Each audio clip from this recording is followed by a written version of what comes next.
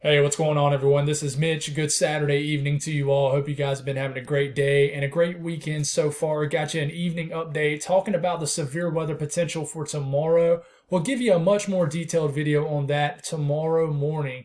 I'm expecting a pretty active day for your Sunday, so we'll talk about that a little bit in this video and also tomorrow morning's video. But we're also in this video going to talk about the tropics. Confidence continues to slowly increase by each passing day that something is going to go on in either somewhere in the Gulf of Mexico or somewhere in the Caribbean. So we're going to talk about what we do know, talk a little bit on the GFS, the European, its ensembles, and talk about what could potentially develop towards the end of next week into next weekend. We're not going to get super detailed on it. I think we will start to do that probably early next week into mid next week, obviously. But the National Hurricane Center has a 20% interest area up for your 5-day range for the Bay of Campeche. So they are starting to discuss the possibility for a crossover. So if you guys have not subscribed, definitely consider doing that. Like the video if you like it.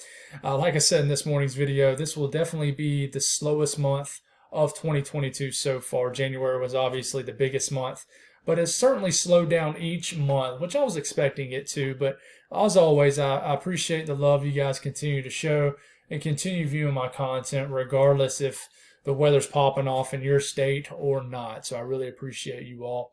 If you guys got anything that I can pray about, please put it in the comments below. It gives me an opportunity to pray over it, and it gives others an opportunity to do so too. It's been a very busy day, a lot of yard work, got a little bit of sun, so I haven't been able to answer all your comments today. So I am sorry about that, but I'll definitely will get to them. So let's talk a little bit about what the National Hurricane Center is saying right now. This is the 5-day graphical tropical weather outlook. You'll start to see this more and more as we get a little bit deeper into summer into early fall. But right now there's a 20% chance of some kind of tropical formation in the next 5 days. Basically, there's a 20% chance of a tropical depression. So we're watching this area, but we're also going to watch this area too. As basically, if we look at the satellite visibility here, I know it's a really close look. I know you're thinking, wow, that's right there in my face here, especially if you're watching this on a big screen TV or something. This is Tropical Storm Agatha, the first name storm of the hurricane season for the Pacific side, for the Eastern Pacific. So they have a whole different list of names in the Atlantic side. But this is Agatha, tropical storm. Right now, per the latest update, it's a 60-mile-per-hour storm. But there's another update that comes out in probably another 30 minutes, and it might be upgraded to a hurricane. But either way, the reason we're talking about this, because I normally don't talk about the Eastern Pacific, is this ultimately, this piece of energy will eventually, and let's go on and get a more broader look. That's the same storm right here. You see it south of Mexico. This eventually could do what we call, or what we can call, an energy transfer. So eventually, this will continue to head north, weaken very quickly as it goes over land and higher elevation also. And then what happens to that? Does it get pushed into the Bay of Campeche, basically the southern section of the Gulf of Mexico? Does it kind of transfer over the Yucatan Peninsula and get into the Caribbean? The GFS and the Euro differ on that, but they have actually come together somewhat. And I'll kind of talk about what that means here in a second. But in general, we're expecting this to weaken, as it will strengthen first, then weaken, and then somehow it might meander into this area right here, or maybe eventually transfer into this area over here into the Caribbean. So that's what we're watching. We're also watching tomorrow in the lower 48. Severe weather is possible, is likely. Severe weather ongoing right now from what we discussed this morning. But for tomorrow, you already have an enhanced risk up. 5% chance of a tornado in this brown region right here. But the wind threat and the hail threat are the biggest. This is the wind threat. You got this red area, and then you got a hatched region too. Meaning there's also a 10% risk inside this 30% risk to see, significant damaging winds. So that's basically, you could see wind gusts 65 knots or greater within 25 miles, and any given point, 10% chance of that happening. And then in just the probability of damaging winds of 50 knots or higher within 25 miles in any given location in the 30% region. Then you got the 15% region right here. Then you got the hail threat, especially early on in the day. Watch out Nebraska, into areas of eastern South Dakota, even areas of western Iowa and southeast Minnesota.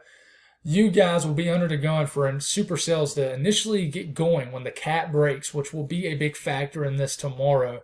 And you guys could have some large hail. 30% chance of significant hail in this area, of large hail in this region.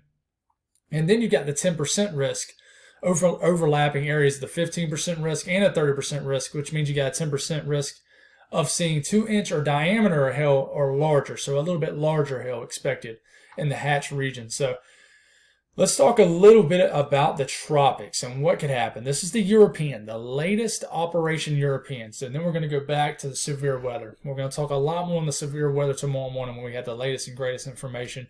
But here you go. Here's our system right here, right now. This will continue to strengthen. This will kind of meander over the next 24 hours and not move much. It will start to intensify even more. This will make a landfall probably Monday evening, sometime Monday. And then the energy kind of weakens, as it always does over land. What happens after that? And you're thinking, well, where is this now?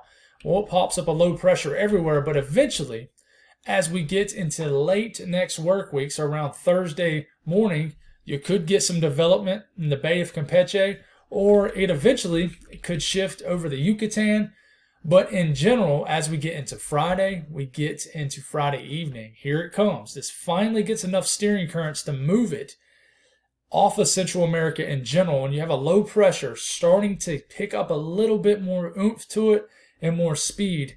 And you notice, here's the low pressure beginning to get close to that 1,000 millibar range, where we can almost say, hey, this could potentially be a tropical storm in areas of the eastern to central areas of the Gulf of Mexico. Now you notice there's no green on the west side. You got a lot of convection and green on the east side. That is because you're going to have shear on this part of the storm to its northwest, north, and areas of the west.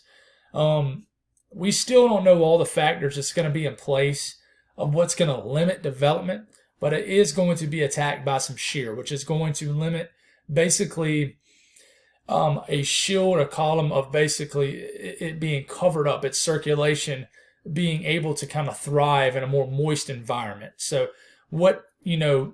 basically what shear does is it basically disrupts circulation. It basically exposes it to dry air, to shear, and it weakens it. And not necessarily weakens it, but it really prevents it from strengthening. And if it's a really strong storm, it could weaken it. So at this point, we're about 8 days out. So you're thinking, okay, well, that's still pretty far out. And it is. A lot can change. So this is just one run of the European. So one model. But you keep this going, and we're getting into, the June 5th, June 6th time frame.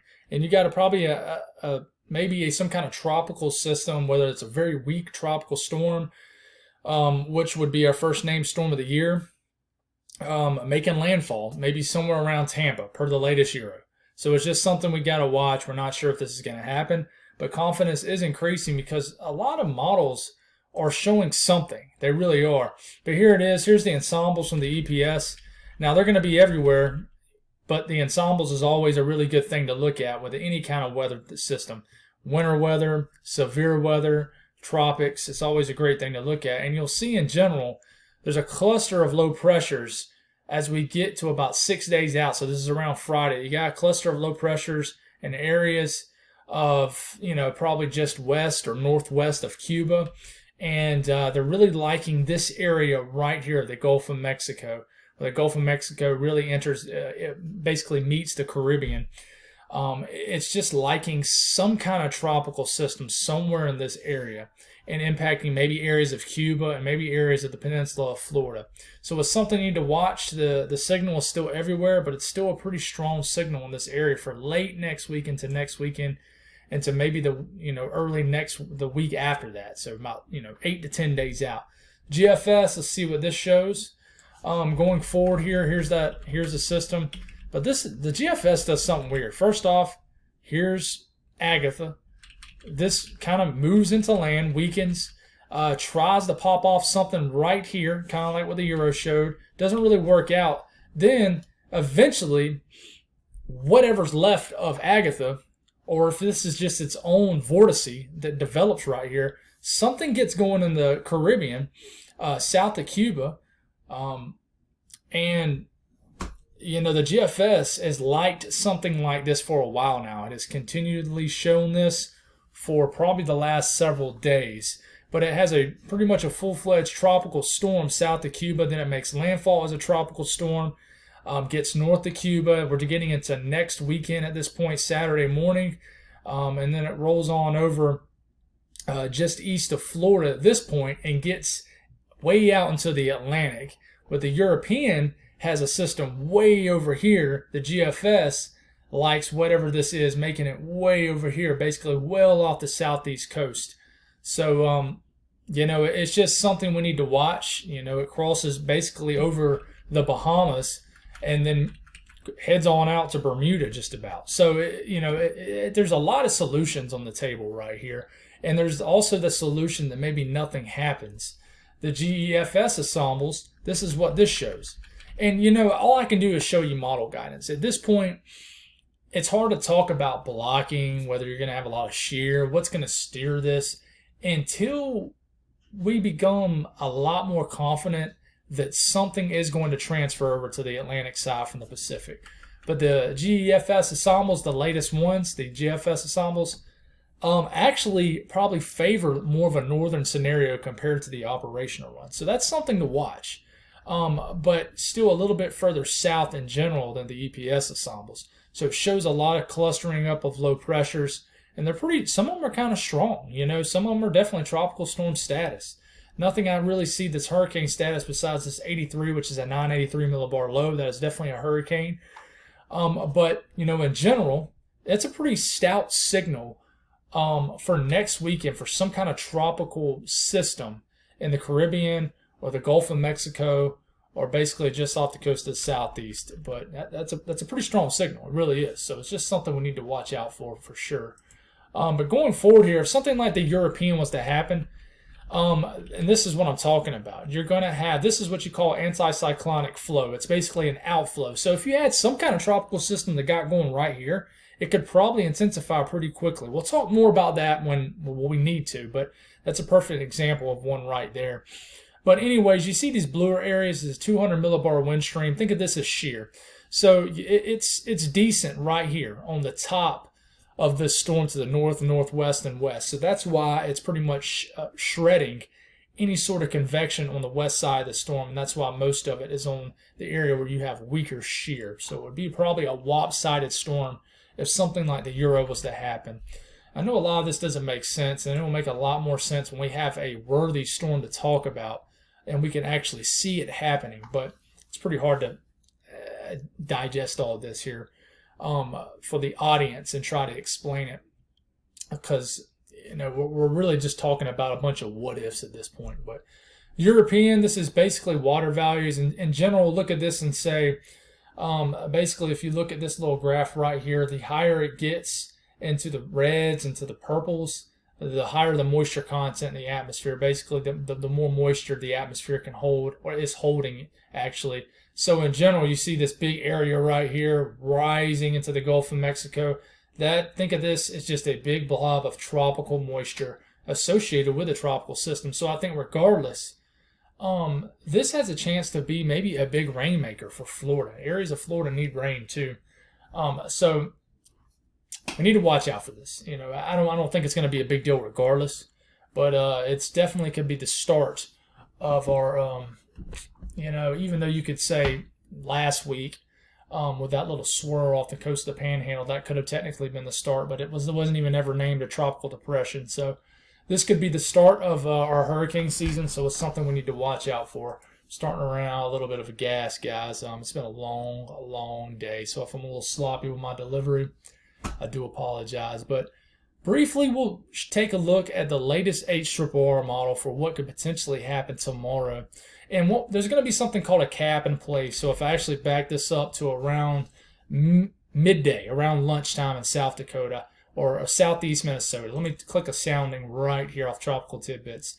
You see how this is the temperature right here. This is the temperature at the surface. Okay, 83 degrees at the surface, drops quickly, but then it goes back up right here, several thousand feet up in the atmosphere.